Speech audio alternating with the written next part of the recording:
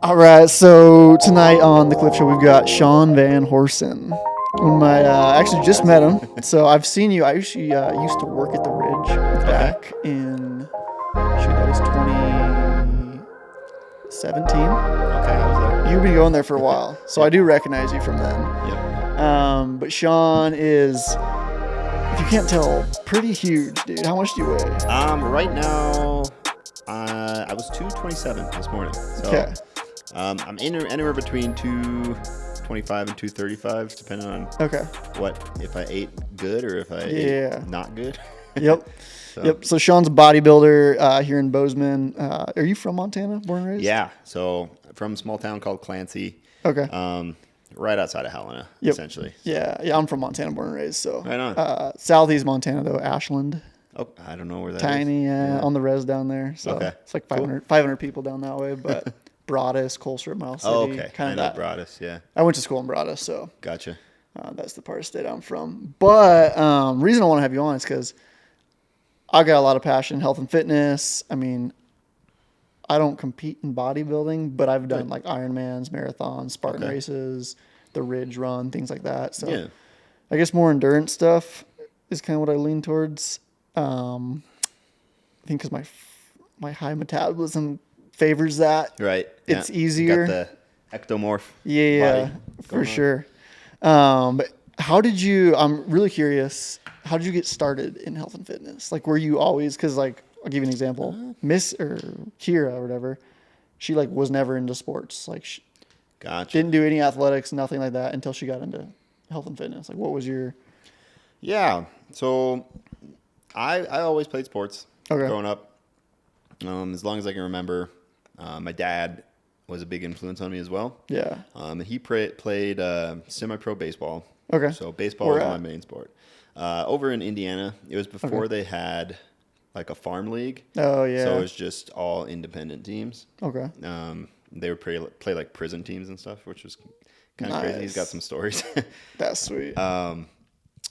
So always played sports, played soccer, baseball, football, basketball. I was terrible at, but I played it anyway. Okay. And then in high school, I started to kind of niche into baseball, Yep.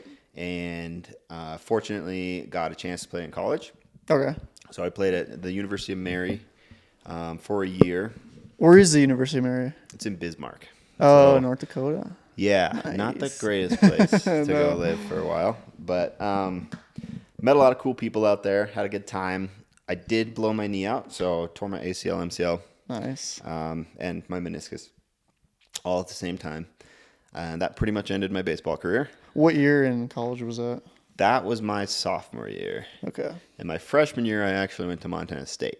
Oh, really? So Okay. I got an offered walk on in between my freshman and my sophomore year. So Okay. kind of a weird thing. I was still able to play for my college team or my high school team Yeah. after my freshman year of college because of the age limit.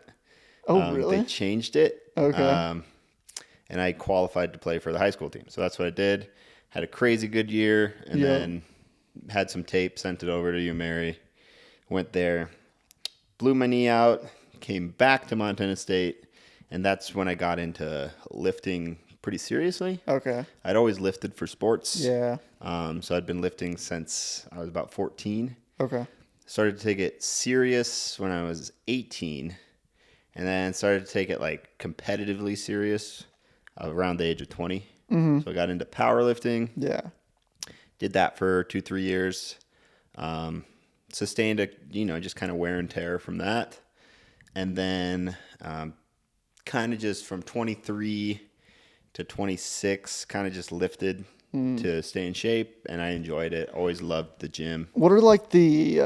Because I don't know a ton about the competing side of lifting. Right. But for powerlifting, is it just like clean, squat, bench? Or So what's it's literally just bench, squat, deadlift. bench, squat, deadlift. Okay. got it. Yeah. So how good you can get at those. Okay. And I was terrible at benching, so Okay. wasn't, and I still am. Not like built for powerlifting, Yeah. essentially. Yeah. But I gave it a good run. I have really strong legs, so I did good with my other two lifts. It was always Yeah. the bench that sabotaged me. But got into bodybuilding. I was always really interested in bodybuilding because when I was growing up, my dad, again, was an amateur bodybuilder. So I would watch him in the gym. He would take us to the gym. Okay. So I have memories from when I was like 5, 6, 7. Yep. My dad's lifting in the gym, and I'm just chilling in the basketball courts. Obviously, you get bored as a kid, so Yeah. you go check out what he's doing, and he'd show us how to do these lifts. And Oh, nice. so it kind of grew up with it around me, and always had these big guys around me. Yeah. And decided to give it a run 3 years ago. And I was like, just give it a shot. Really? And that's when I got into bodybuilding Yep. competitively anyway. So Interesting. Okay. yeah, So do you think you're stronger now on your deadlifts, it's different. or deadlift bench and what would you say, deadlift bench squat? Is that Yeah. Right? Yeah. Are So you my- stronger now than when you were competing in powerlifting? Powerlifting? Probably. Okay. But that's also, I've had 6 years of lifting in between Yeah. there. Yeah. So Okay. my bench is definitely stronger. I can tell you that much. And a lot of that was just working on form Yeah. and like fixing little things. Because as you learn more, you apply it more. And then Yeah. it becomes easier. And then squat and deadlift, I went through a period where I lifted my legs twice a week for like 3 years in a row. So Oh, okay. just by doing that Yeah. pretty hard, you're gonna get stronger. So What do you think your max is for those 3 lifts right now? bench, I'm probably somewhere around like 330. Okay. Which still isn't like phenomenal for someone my Yeah. size. Squat, I'm over the 500s. I wouldn't be able to guess. Oh, really? I usually stop around 500. Okay, yeah. Do it for a couple and then stop. So 500 to 525 conservatively. Okay. And then deadlift probably around the same, probably around 500. Okay. So pretty good. Whereas when I was competing, it's probably around 400 area with both those. So how many bodybuilding shows have you done now? I'm up to 4. Okay. Yeah. So 3 years, 4 shows. What do they focus on? Like, I know nothing about bodybuilding as far So- as like what, like as a judge because Yeah. like you look big. You got clothes on, obviously, so I Right. can't tell. But like in your like bodybuilding pictures, you look shredded, dude. Like, Yeah. So it's kind of a male beauty pageant. That's what I call yeah, it anyway. So they look for conditioning, which is like how lean you are. Okay. They look for muscle size, which is where I was lacking Okay. with my last show. They tell you like which parts are lacking. Yeah, What was so they yours tell you. lacking in? Overall size, I'm Okay. generally lacking upper body. My legs are right there. Yeah. I hold a lot of my weight in my quads. But they just said chest, shoulders, back Okay. size. So that's something I'm working on before my next show. And then, so it's conditioning, size, and then symmetry is a big one too. Oh, so really? if you have one side that's bigger than another, Mm-hmm. it makes a difference.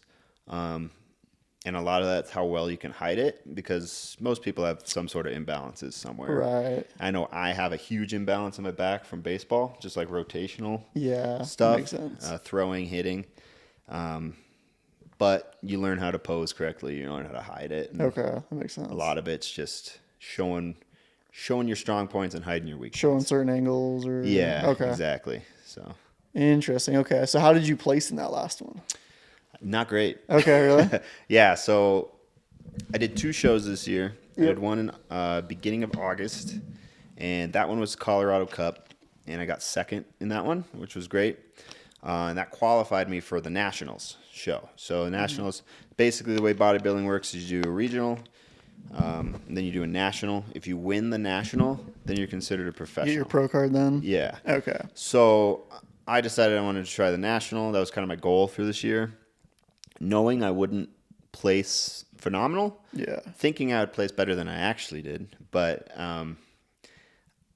I went to get the feedback so I could prepare for the next year. Yeah. And there was 33 competitors. I ended up getting 26th. So Okay.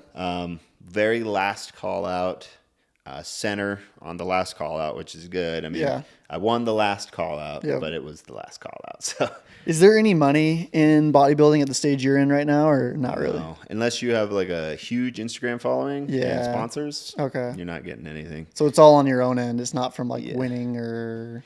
Yeah, so I always do like drives for my shows. Yeah.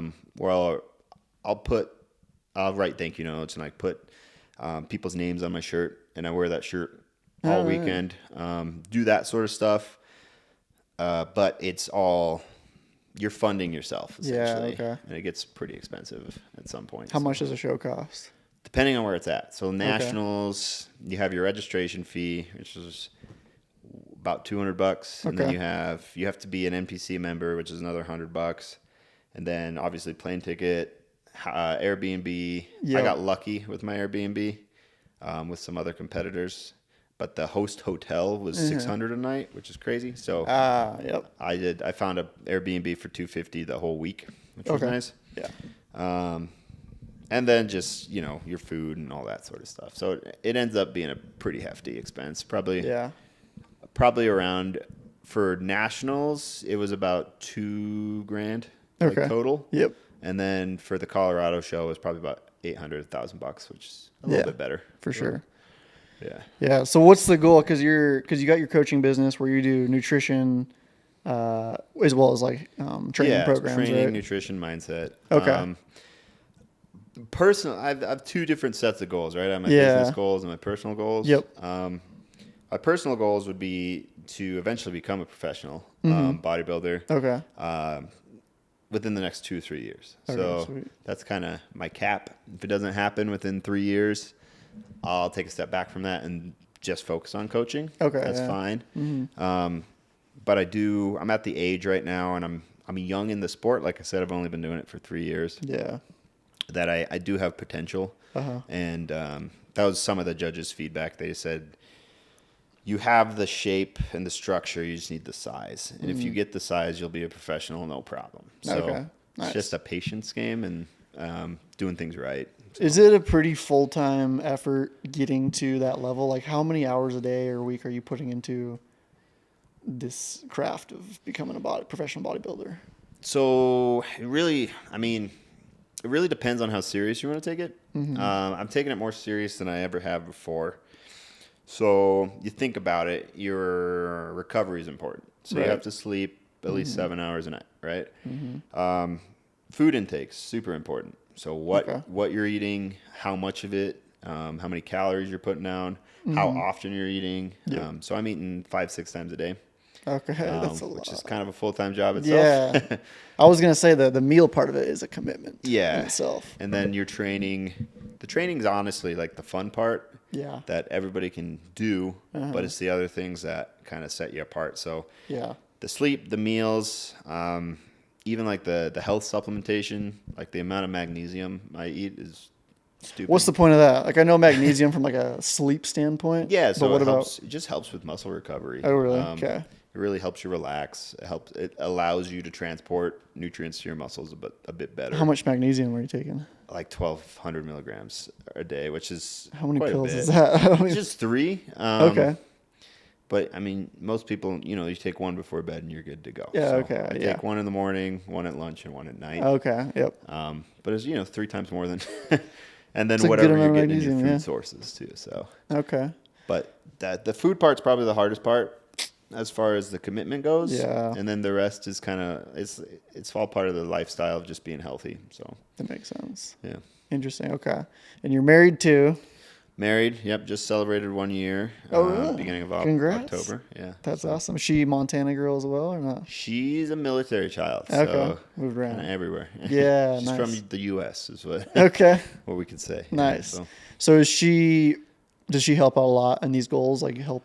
Kind of like this is your goal, you're doing it on your own. Yeah, so it's more she's supportive of it. She doesn't quite understand, like she's a much less competitive person than me.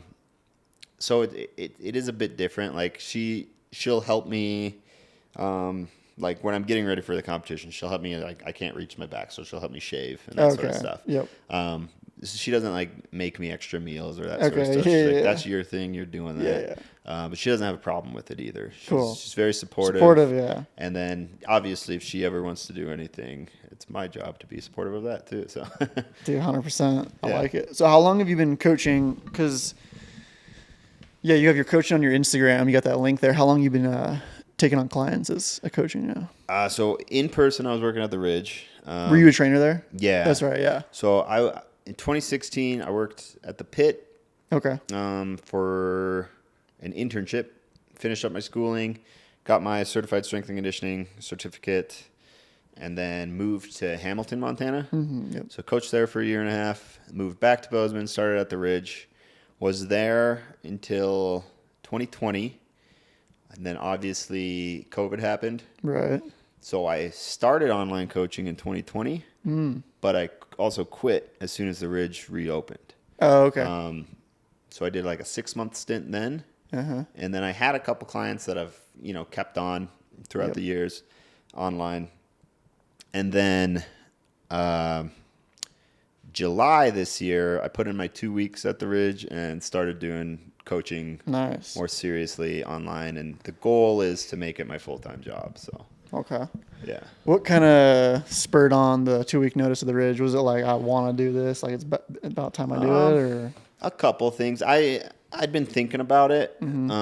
Obviously, the costs in Bozeman are not going down anytime soon. That's for sure. And my wife works at the university, so we're here. Yeah, sticking around. We're here for until she doesn't want to work there, and she enjoys her job. So, I have a good job at LexisNexis, and I was doing that.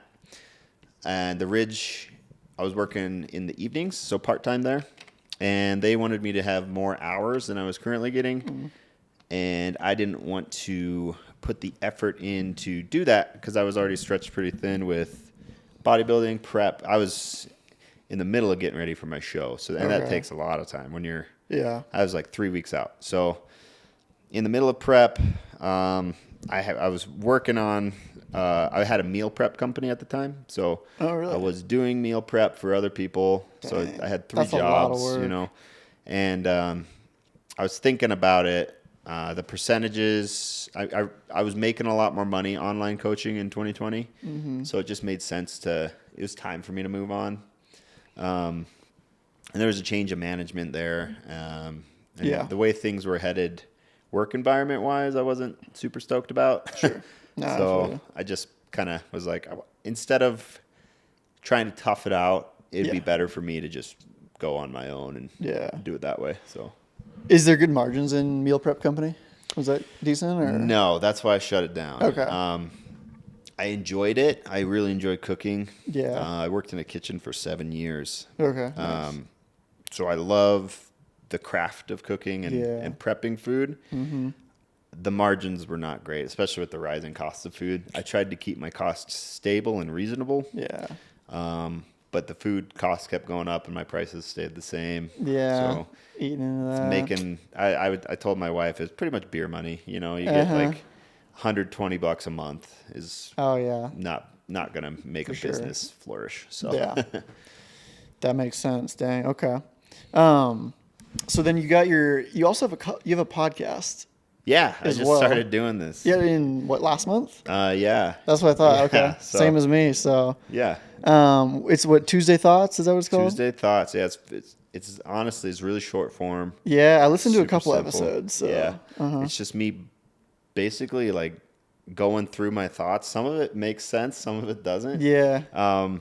But it's just these thoughts that you have. Everybody has different thoughts throughout the day and week. So I just like to give my perspective on things that I find important or interesting.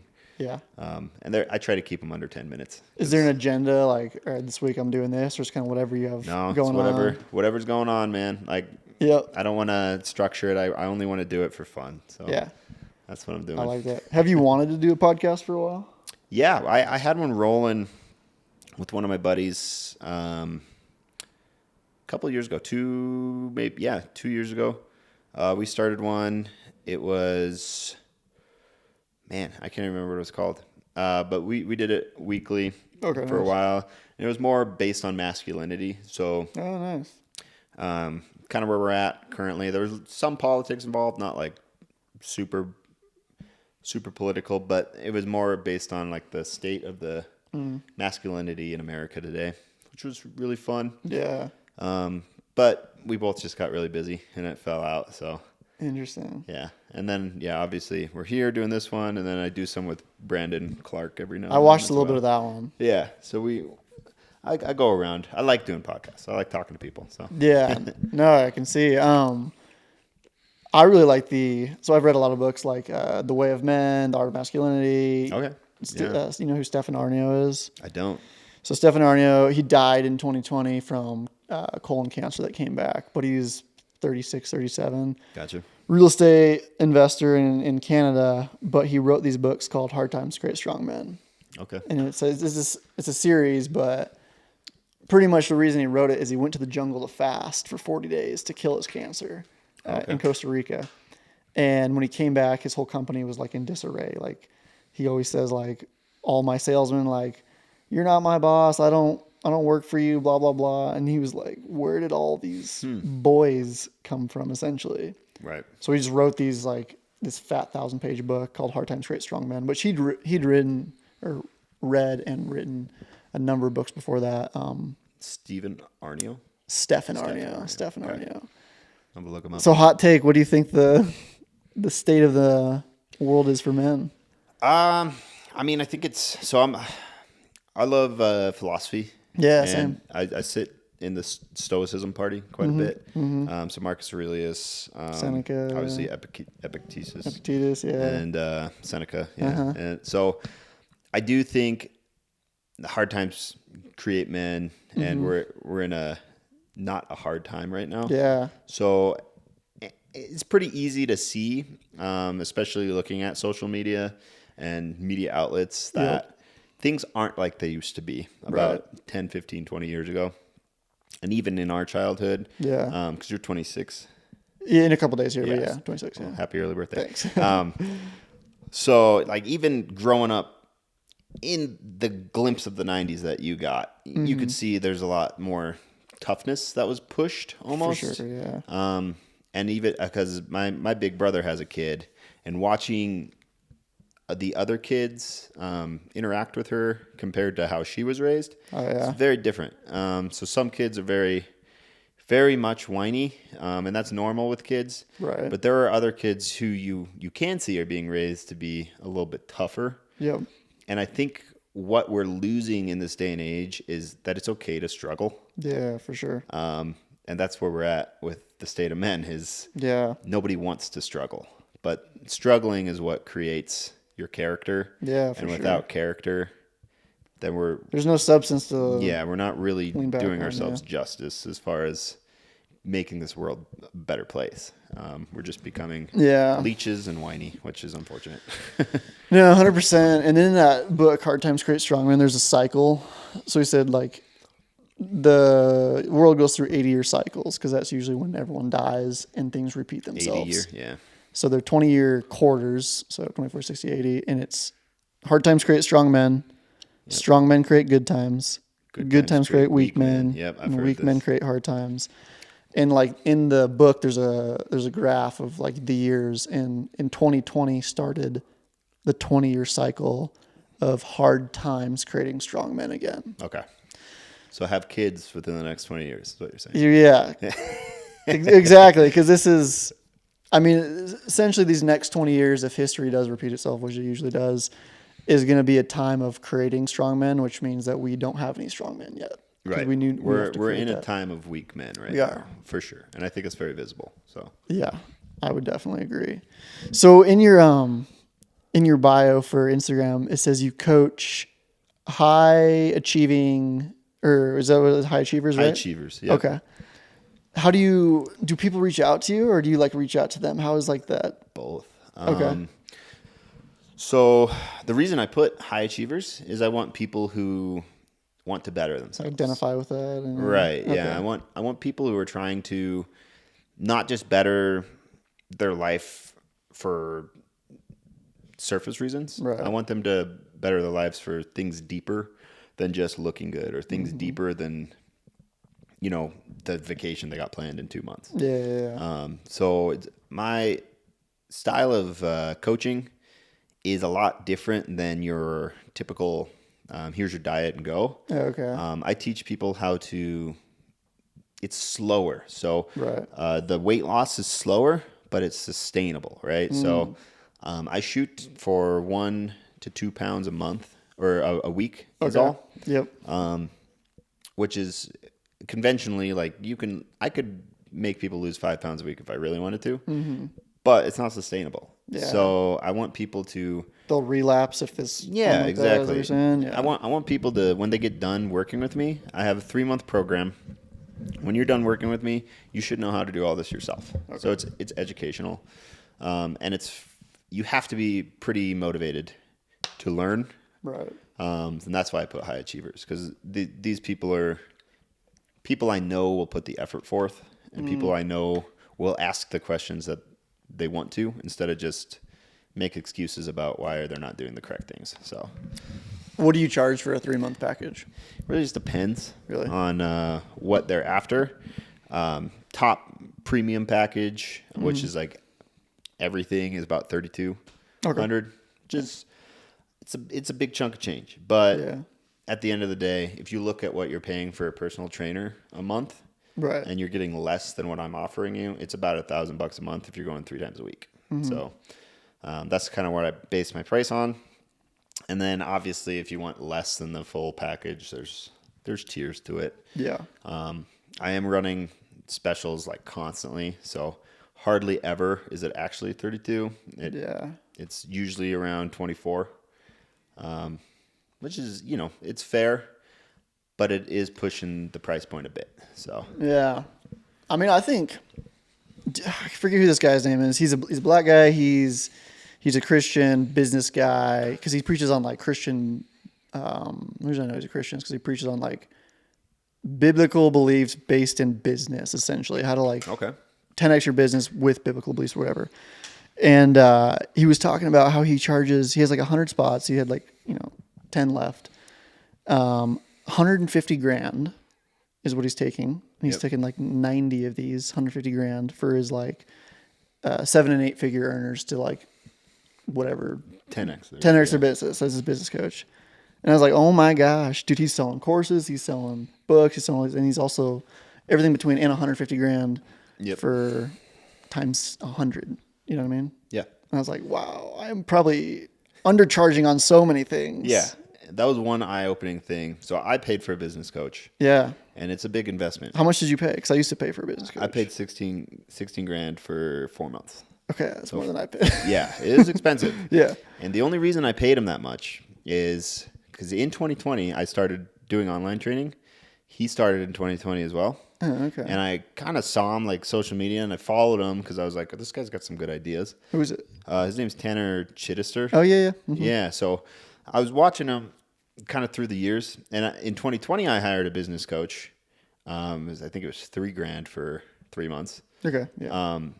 But I learned enough that I could get by. Mm-hmm.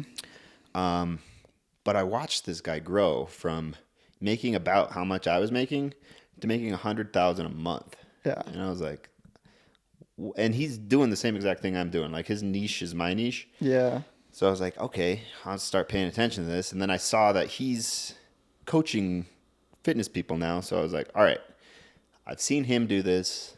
Let's see how he does with other people. Right. And then other people are starting to duplicate what he's doing. So I'm like, okay, so it's obviously worth it. I went in not knowing what it costed. I didn't care. I was going to pay it anyway. Yeah. So he could have charged me 30 grand. Okay. I would have paid it. But I made the money back that I paid him in 2 weeks. Wow. So, I mean, that's awesome. The other reason I went with him is because he gave me a money back guarantee too. He's like, if you don't have the money back by 4 months, he's like, I'll pay you the 16 grand you paid me plus an extra 2,000 for your dude. He put his money where his mouth is, dude. Yeah, and it was in the contract too because I checked. I was like, I'm not signing this unless it says that. That's crazy. So he, he delivered. So yeah, that's awesome. I can't complain about it. For sure. Fortunate that I had been following for so long because it takes a lot of time to build trust with those kind of people. So yeah, especially you don't know them. So yeah, he got his start in door-to-door sales. He's from Utah. Yeah, and I did 4 years in door-to-door. That's my background. So yep, and he talks about that a lot. He talks about developing his sales skills through door-to-door. Yep, you get a lot of no's, so you learn to take no for sure as just an answer, not personal. Yeah, no's not even a no. It's just like you grow up in life thinking like, there's winning and losing, right? And like no's are a loss. Right. But like in sales, you learn like no's aren't losses. They're just like It's just they an don't answer. even compute. You could say like, they don't. They're just stepping stone to the next yes, but that sounds clear. But they don't even just like they're not even that. They just don't even compute in your head after a while. It's just a thing. Yeah. It's just another word like that means nothing. It's a Right. filler word. And that's what I've been learning this year is like, don't take anything personal. It's a business. Yeah. Like, you're not going to win every sales call. Right. It's just not going to happen. So that's where. So what did he teach you for 16 grand? So basically the way it works is you get access to this like private Facebook group. So you can ask, he's got his ads guy on there. He's got his copy guy, messaging people, and there's one more. But they have 4 calls a week. And actually, they have 6. So like the sales calls, they have double sales. Okay. That's the 4th one. So sales, they have double, and then ads, they have 2 times a week. Okay. So it teaches you how to run those, do those between Facebook, Instagram, TikTok, Google, whatever you want. Okay. Set up your Facebook pixel, all that sort of stuff. And then organic sales, which I knew quite a bit about already because that's kind of what I did in 2020. Okay. But they give you pretty foolproof scripting. Obviously, make it fit your own. Makes sense. But messaging is like huge. Where to find leads, how to set up your audience the correct way. Basically, how to manage your own social media in a way that you're getting the leads you want instead of just random followers. So that's really cool. Super helpful. A lot of content ideas, and then weekly coaching calls. There's a lot that went into it, and then it's like 150 videos of just how to do different things. So anything you have questions on, they already have the answer, which is nice. So do you use a business coach or business or life coach now? I mean, I'm still technically in that program. Oh, you are? Okay. I'm like the last 2 weeks of it or something. Okay. But so I you just haven't paid him recently? paid him in July. Okay. So Yeah. Okay. So July to, it's 4 months. July, August, September, October. Yeah, so coming up on the end of it here. Nice. But I talk to my personal coach every week. And lately we've been talking a lot about ads because I'm at the point where I've kind of exhausted my organic. So I need to start launching ad sort of stuff. Organic just means like you're following and then just people so in your ecosystem. Yeah, people who have known me for a while or people who are like new followers, that sort of stuff. I always send a message just like, hey. Yeah, you actually sent me one too. Yeah, exactly. So, I'm just I didn't respond because I don't. Anyone that knows me knows if they text me and there's no question mark at the end, I won't respond. It's over. It's like I just don't. I hate responding to people. If they call me, I'll always pick up. Oh, there you go. Just don't text me. But yeah, no answers. Yeah.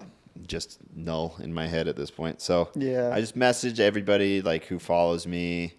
If they have an interest in fitness, great. We talk about that. I'll give you some free advice if you ask for it. Heck yeah. If you're interested in a coach, I send you my booking calendar and we talk about what that looks like. So okay, interesting.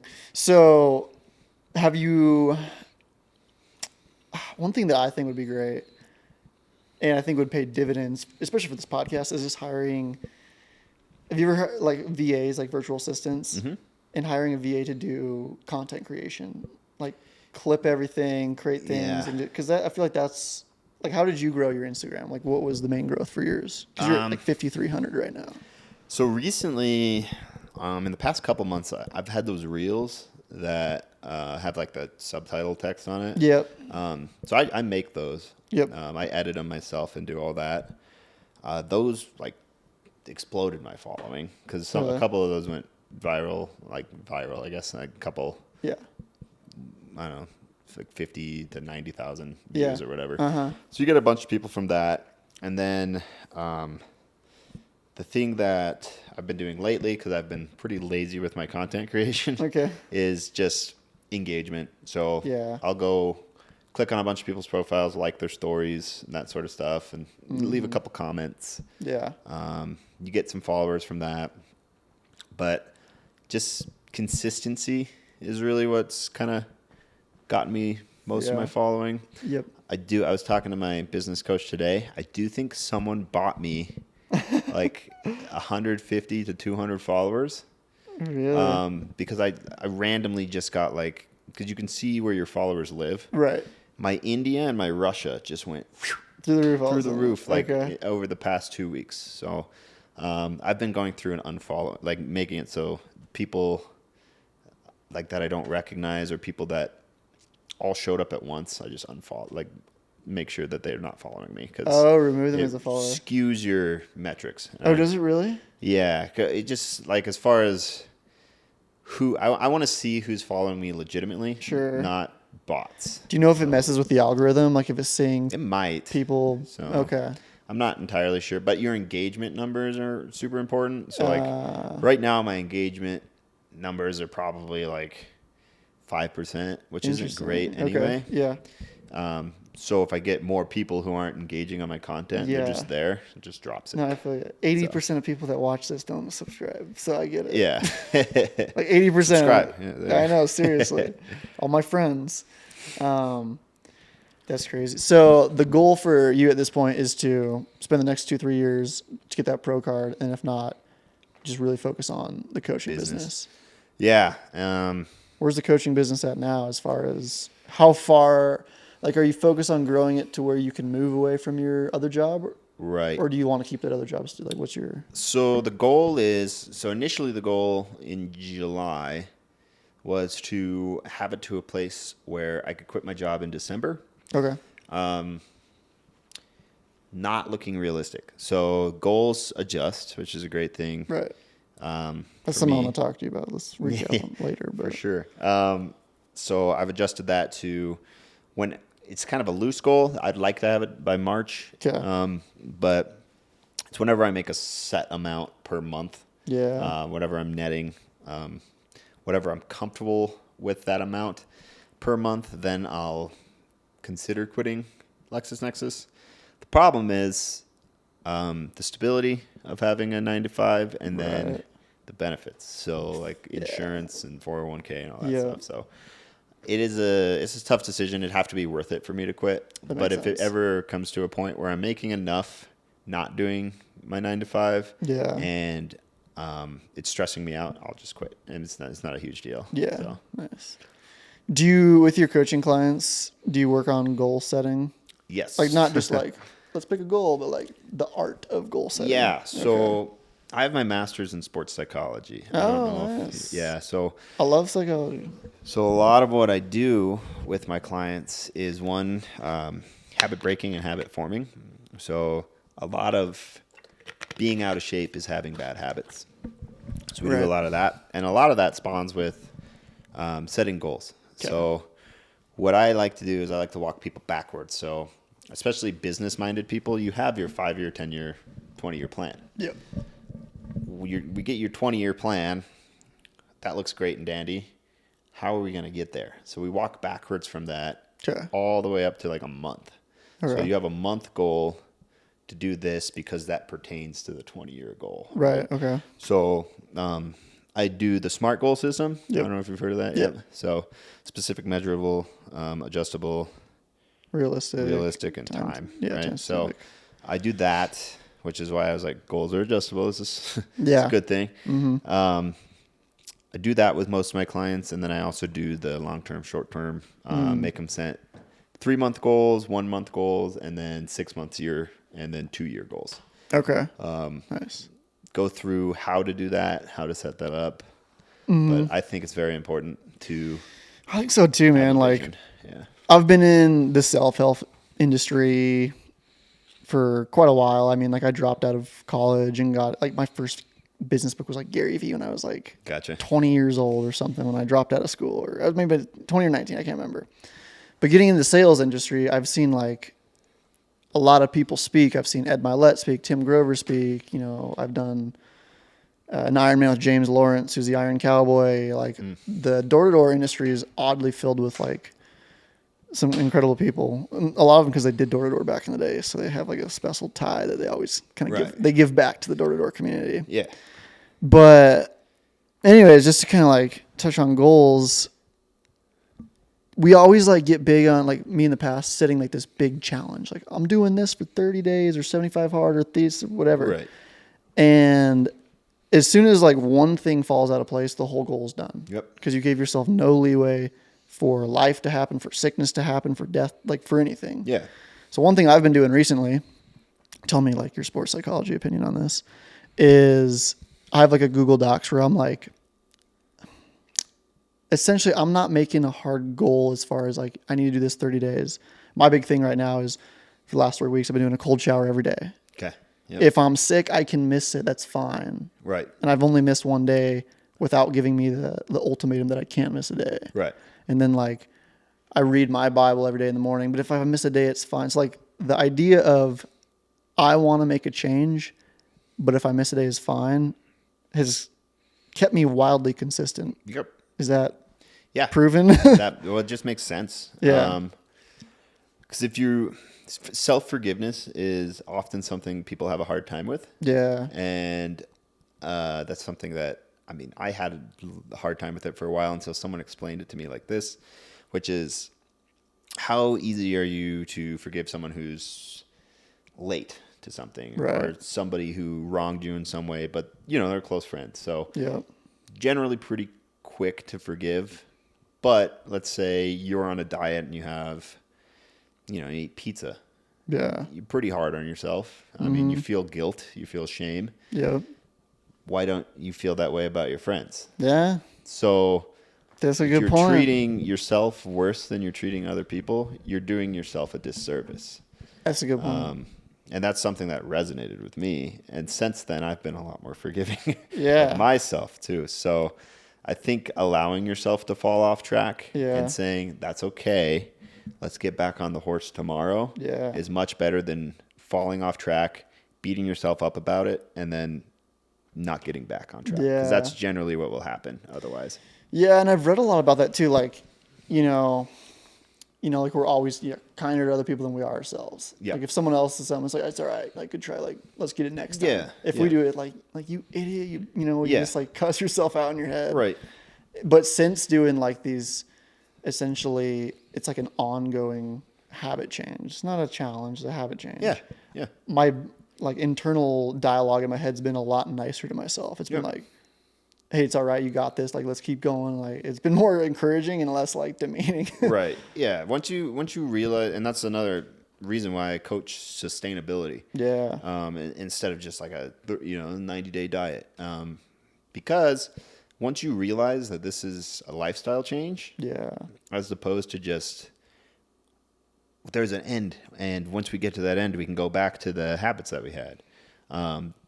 You become a lot more comfortable with being like, okay, there's going to be bad days. There's Yeah. going to be good days. Yep. We have to weather both of those days equally. Right. So, And I get the whole like 75 hard Andy Frisella. yeah, Because super cool. it breaks the excuses that you tell yourself. Yep. Because like now you can't have an excuse because it is 75 days. It's like I get that 100% because we're our best salesman to ourselves. We'll sell ourselves on why we can't do Right. something. Yeah. I get that side of it too, but I don't think it's realistic for most people, to be honest. Yeah, and it's 75 hard it's a good system, and it's good to get people started. Yeah. Who are competitive. Right. But there's a lot of people out there who aren't competitive, and if they tried 75 hard, they'd quit like Yeah. 3-4 days in. Yeah. So those people are the people who need the little slower roll of Right. like, all right, let's just change a couple things. If you fall off, that's okay. Keep the things you like, keep doing those things, but let's just tweak them just a bit. So I honestly think that consistency is more sustainable because I was talking to Kira, yep, and she is, setting herself up very well. And she's been posting on Instagram consistently for 5 years. yeah, Like when she started 5 years ago, it was every day, 5 years. And it's funny, I was telling her I made it's all relative, but for me at the time, a lot of money in door-to-door sales. But because I made it like that in 4 months, I blew it like that. Mm-hmm. But because she's been so consistent, like I was asking her, I was like, did you ever have like problems spending your money? Because all of a sudden you got money? She's like, well, no, because it took me a while to get it. Gotcha. And then for me, it was like, oh, I have it. Now I'm going to spend it. Right. And that's essentially what I did when I had Yeah. my good couple months. Yep. Is I did take care of a bunch of stuff I needed to take care of, Yeah. which was nice, but it's also like I could have managed that a bit Yeah, better, dude, you I know? feel you. So We call that new money in Yeah. door-to-door sales because you take all these 20-year-olds that all of a sudden, most people quit door-to-door. Let's get that off. Like, most people Yeah. lose money in door-to-door because they spend money to train and get out to a different city, and then they quit, and then they owe back rent and all these things. So most people lose money. But the people that stick through it are making 6-7 figures in a summer doing door to door. door-to-door, and then they blow it all. Yeah. Which I can attest to. Yeah. It's because new money. We're not learned how to Yeah, nobody teaches you how to take care of it unless you got really good parents as far as financially setting you up that way. So. And it's like, it's also like I have good parents, but I have good parents that didn't make that money. So like I didn't learn those lessons from my parents. You know what I mean? Right. I learned how to be nice to people, how to be respectful. Yeah. I didn't learn how to manage 6 figures. Likewise. I mean, my dad declared bankruptcy when I was in high school. Okay, yeah. My mom's very old school with her money, as Yeah. far as like everything goes in a savings account, never spend money Pay unless cash. you have to. Yeah. Whereas I'm like the philosophy of you kind of have to spend money to make money a little Right. bit. Yeah. Especially if you're running your own Invest in business. yourself, invest in your Yeah. business. Yeah. So, talking to my mom about like when I started my business and like I just got off I was in my car on the phone for Yeah. a little bit, just parked outside because I was talking to her. I'm gonna hire someone to do my ads, and she's like, Oh, "Well, nice. do you have the money for that? Are you Yeah, prepared to do that?" I was Yep. like, "Should pay for itself." I mean, Uh-huh. if it works out. So, I think that there being having financial supervisors or financial role models is Yeah. hard to come by. It is. And I'd say most people, like I for sure didn't have one growing up. Never talked finances with my parents. So Yeah, no, I came from like the background that you don't talk money. yeah, Like, I remember telling someone on the phone something about my, like, oh, yeah, I've got $5,000 in my bank account as a kid. My parents were like, what are you doing? It's like our best friend's mom. Like, what? Like, is she gonna steal our money? right. But that's the mindset. We don't talk about money. Yeah, you don't tell people that. Yeah, I come from a very similar background in that way. Interesting. So with your master's in sports psychology, why don't you advertise that? Do you not, or do you like that? Or I do. So that's kind of like the habit Yeah. changing, lifestyle changing, That's mindset right. coaching. Yep. The plan initially was to use that as a like working for a sports team, but they're very hard to get those jobs. Turns out. Yeah. There's not a lot of those. Yeah. So, and I have some ins in baseball, which is great. But I do enjoy fitness lifestyle coaching, Right.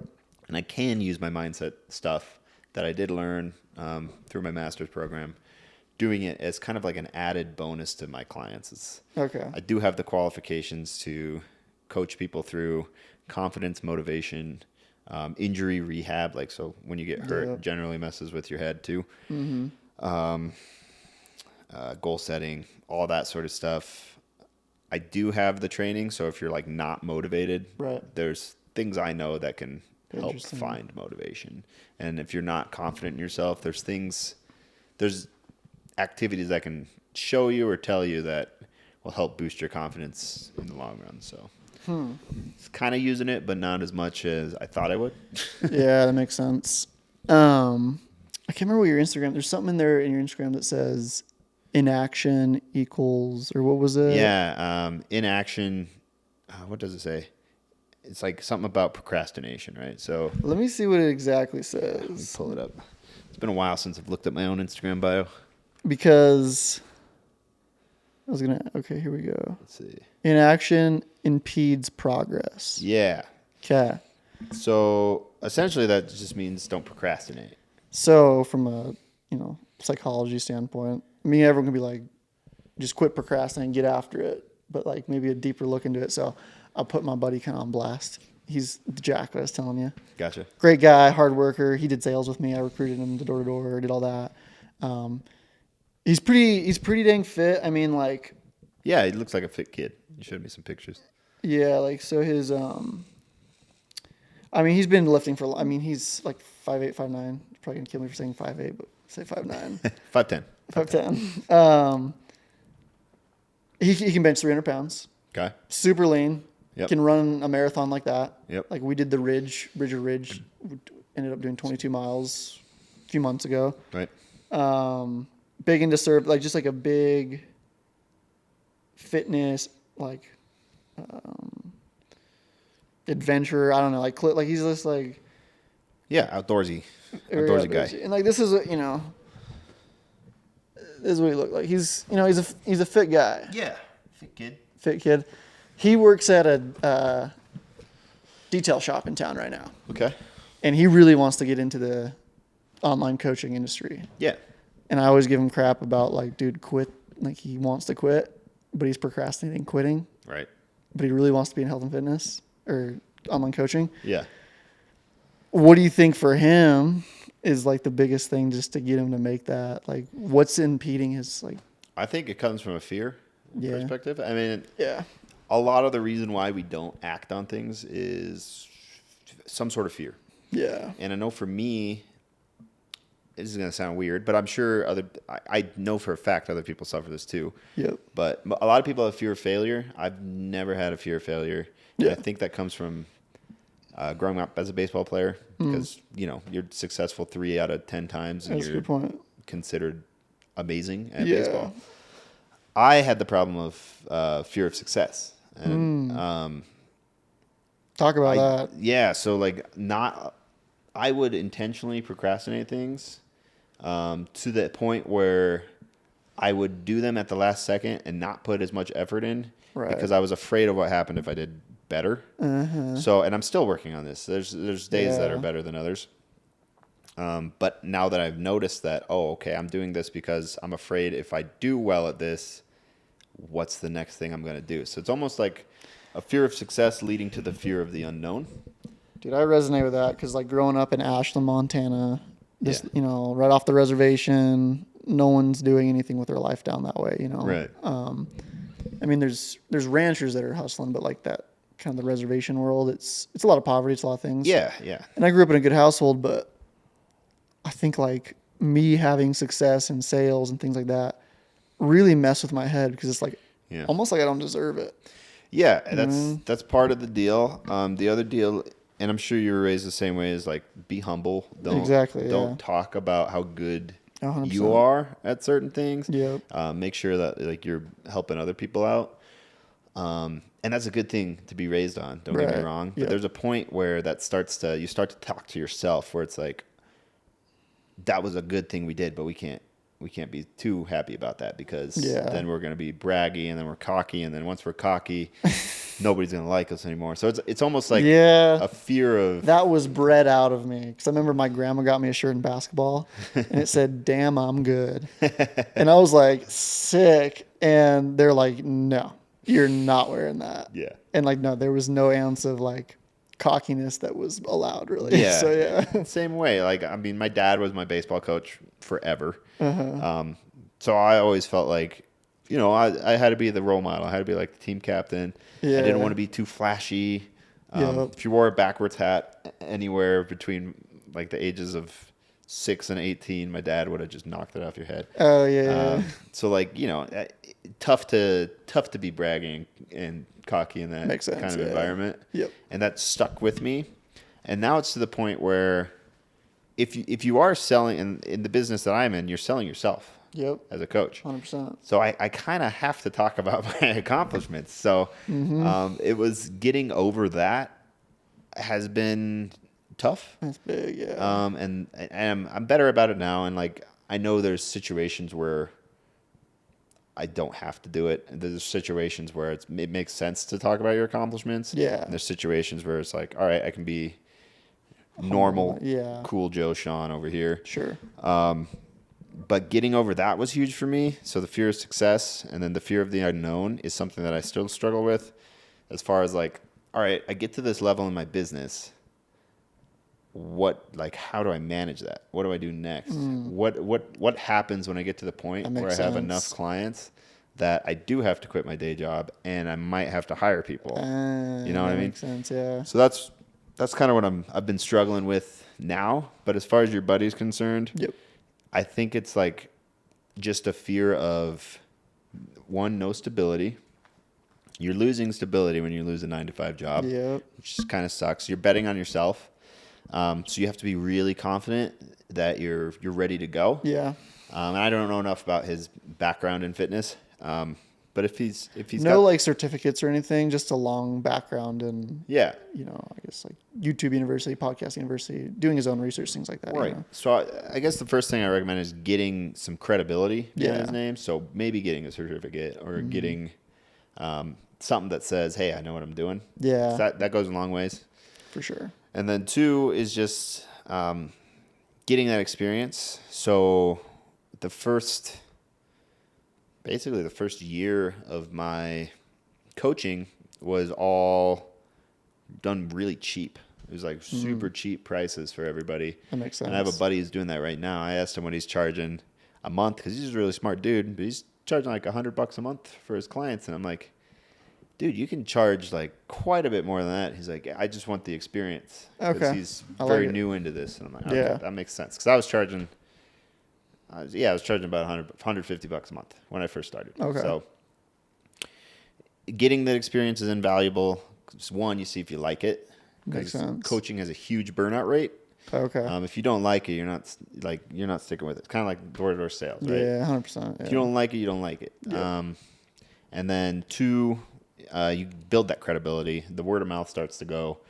You get those clients who love you. So that would be my big steps for him is get the credibility, get the experience. If he likes it, then he could probably quit. Yeah. But if he doesn't, then he still got his job. Yeah, no, for sure. I think the biggest thing is just take one step. Yeah. Don't take all the steps. Yeah, there's nothing that says you have to go do all one. in all at once. Yeah, So I agree. What do you, as being like a psychology major and stuff, what are you reading right now? Assuming you're a reader. I don't read often. Okay. And what I've been reading mostly lately for like the past 2 years is like either stoicism stuff. So I've been reading Epictetus. I can't remember what the book's called. It's basically his journal. Yeah, okay. So his version of meditations, Right. essentially. Yep. And then business books. So Okay. like Which ones? a lot of like social media business. I just got Alex Hermosi's book. Which one? $100 million offer? $100 million. I just got that one as well. Yeah. On Audible, yeah. And then Tanner Chittister sent me one of his books. So I haven't cracked it yet. Okay. But apparently it's pretty good. Interesting. But a lot of self-help business. And then, like I said, I love philosophy. So Yeah. I have Tao Te Ching, Yep. Meditations, Epictetus, and then Seneca's Book of Life, I think it is. Maybe. Yeah. But yeah, those are kind of my go-tos. Interesting. Have you read much of Ryan Holiday or know much of him? Uh-uh. Know him? Do you know who he is? Name sounds really familiar. He wrote, I think what he got most popular for was 360. It was like, what was it? The Daily Stoic. So the Daily Stoic. Okay. Yeah. And Okay. then the obstacle's the way, ego's the enemy. I almost bought the Daily Stoic, but It's good. I passed. His new book just came out. It's called Discipline is Destiny. Okay. And there's like four principles of Stoicism. And this is like one of the principles is discipline, Gotcha. essentially. Yeah, makes sense. No, it's super good. I really enjoy the Stoics as well. And then what podcasts, since you do have a podcast and you're on podcasts, what do you listen to? What podcasts are your? So I'm a bodybuilding nut. Yeah. So I listen to a lot of bodybuilding podcasts. The RBP, Real Bodybuilding Podcast, Okay. is Fuad Abiyad and a bunch of his bodybuilding buddies. The Dragon's Lair is Flex Lewis. His podcast. They talk a lot of business on that, actually. Nice. It's pretty interesting. He had Jelly Roll, who's a country music Oh, yeah, singer. yeah, I know He had him on Yeah. last week. Okay. Pretty interesting. And then obviously I love Joe Rogan. Yeah. Depending on the guest, I'll Yeah, listen for to sure. him, Andrew Huberman. Yep. Really good podcasts. And then just kind of randomly, whatever sounds good. Used to listen to a bunch of like D&D podcasts, all that sort of stuff. Okay. Nerdy stuff. But now I'm more Yeah. into kind of the more educational sort of Yeah. stuff. So John Jewett, J3U Okay. podcast is a really good one too. If you're interested in any realm of like nutrition, hypertrophy, any of that sort of stuff. Okay. They go pretty in depth. Heck yeah. I just got like a couple more questions. We're probably reaching that hour point. One thing, I've been consuming a lot of Liver King lately. Yeah. And well, I've always loved liver. I've eaten liver for a long Right. time. And I'm a big nut in health and fitness too. Like back in, I guess last year, I got like a certified holistic fitness certificate, which was like a online course with like homework and stuff, which is nothing too crazy. It was like 8 Right. weeks, 2 months. Gotcha. But, you know, I listen to Ben Greenfield, Andrew Huberman, like Ben all Greenfield's these. good too. Yeah. Love Ben Greenfield. So do you think, are you going to start eating raw liver, raw testicle, raw anything? Raw egg? I just ate 3 raw eggs today. I am not. I think there's a reason our body digests cooked meat pretty good. Yeah. You actually like. I'm not sure with the liver. I haven't really looked into it with liver, but you actually miss a lot of like the protein source if you don't cook your meat because it takes more to digest. And when you denature the proteins by cooking it, your body uptakes it better.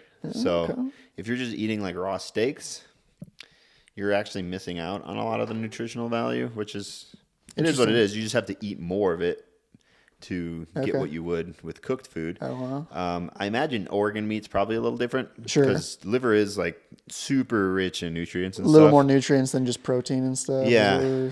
And raw eggs, again, like technically you don't need to cook eggs if you know the source. Like it's fine. But salmonella is a thing. Right. So you got to worry about that a little bit, especially with like commercially big farmed commercialized eggs. Yeah. But like farm fresh eggs are fine. And same thing with like, raw milk. People for drink sure. milk without You can buy raw milk, pasteurizing it. yeah. Yeah, you can now. But no, I have no interest in consuming raw products other than sushi. So Nice. So are you natural? no, You're not? Okay. I am not. What do you So, take? Currently just health supplements, but I've done SARMs and all that sort of stuff. And What is SARMs? I have no idea. I just So, asked the question. I have no clue. selective androgen receptor modulators. Okay.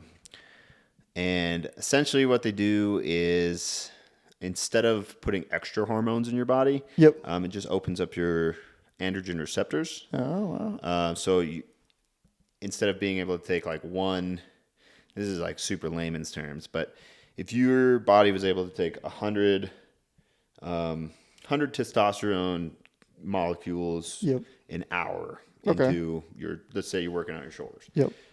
If it was able to take 100 an hour, that was its cap. If you take SARMs, it makes the receptor modulator able to take more than that. So Okay. Wow. That's sweet. you end up making more natural hormones because your body can Dang. Okay. do more with them. However, there is a lot more research coming out on SARMs that they're not great longevity-wise. Interesting. So, Okay. yeah, definitely probably staying away from those in the future. And just do pure tests? Is that what you're thinking? Yeah, and Okay. probably going more towards the more researched stuff as far as steroids go. Yeah. But again, it's not the best for you. Right.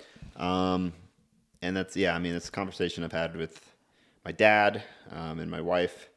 Both not huge fans of it. My dad understands it a little bit more because he used to bodybuild. So, Sure, for sure. so obviously he did it. But he also had a heart attack at 45. So Yeah. there is a lot more research. I'm a big advocate of doing your blood work if you're going to do this sort of stuff. Yep. Make sure everything's in check. But yeah, no, not natural. Haven't been technically since 17. Okay. Because Dang, that's early. because I took pro hormones. I didn't know they were pro hormones. So wow, they okay. sold them at GNC. Oh, really? I just found this out like last year. I was like, That's "Shit, crazy. I guess I'm not natural since I Wow. was 17. But I didn't know, so I don't count that. I guess from when I knew was 26. Okay. So, Yeah, it's not too long ago. That's for sure. I got to ask you this. What is your hanging routine? the hanging routine. Where Yeah. did you see this? You texted it to me. Or you DM'd Right. it. Yeah. I messaged you. So Yeah. I started working with a new coach Okay. recently after my national show. I actually lived with him. Okay. at the Airbnb. His name's Ray Baker. He's well known in the bodybuilding community. And he sent me this giant list of things that I'd never seen before. As far as like, when you think of a bodybuilding plan, you think of workout, nutrition, supplements. That's Right. it. Yep. He sent me a workout, nutrition, supplements, a breathing routine, a floor dwelling routine, a hanging routine, a health supplement list. He sent me ab, like midsection routine, which is separate from doing abs. So his whole approach to bodybuilding is holistic. Wow. He also sent me like foot exercises, corrective eye exercises. Like Wow. he just wants you to be an Okay. overall better Yeah, human. okay.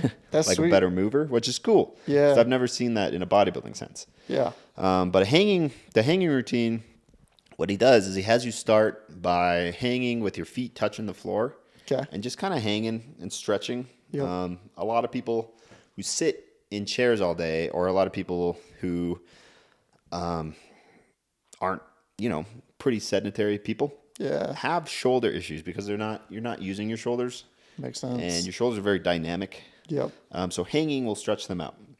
After a couple weeks, he kind of bumps it up, and you hang for 20 seconds, then 30, then 40, then 50, and then eventually you get your feet off the ground.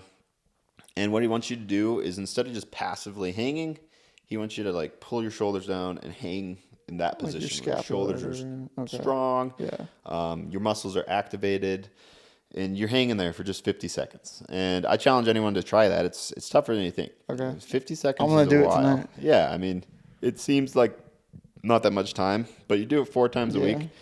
I've been blessed with never having shoulder problems. Okay. But this is definitely preventative as well. So it just keeps your shoulders a bit stronger. It keeps your core tight, because when you're hanging, it's kind of tough to let your core relax. Yep, for sure. But yeah, it's just a different approach to coaching that I've ever seen. Okay. And I No, kind I of like love it. that. So, and the floor dwelling is literally that. You're just hanging out on the floor for any given amount of time. So No, I'm really big into like natural, yeah. I don't know, natural health and fitness. I mean, just a brush. I have a brain tumor, and regular doctors didn't find it. It took a naturopath in town to find it. Huh. So I have like a lot of respect for anything natural Right. that, isn't so pharmaceutical, I guess. So, Right. But yeah, dude, this was great, man. Yeah. You're a lot deeper in person than I thought you were. So Yeah, I appreciate it. you should Yeah. probably, I don't know. I think you should talk more about psychology on your Instagram. Yeah, I could. I definitely could go into it. Because so. that's, I don't know, that's selfish standpoints, because I find a lot of interest in Well, psychology. I've been searching for content, so maybe I'll do some mindset stuff. Yeah, no, that'd be sweet. But your Instagram is healthy as a Horssen. That's correct. That's right, healthy as a Horssen. And then you have your link tree down there. Has your Yeah, it has my coaching. Yep. It has discounts to whoever I'm affiliated with, and nice. YouTube, TikTok. Not Yep. very active on either of those, but Yeah. you can find me. Cool. And you have a 3-day nutrition masterclass on Facebook. Yeah. So that's all recorded already. 'Kay. Gone and passed, but the information's still Still in there? invaluable. It's very good information. So Heck about yeah. 40 minutes of content. So I love it. Sweet. So go check Sean out. Obviously has a lot of knowledge on health and fitness, nutrition, psychology. Give him a follow, ask him any questions. And thanks for watching. Love you guys. See you next week.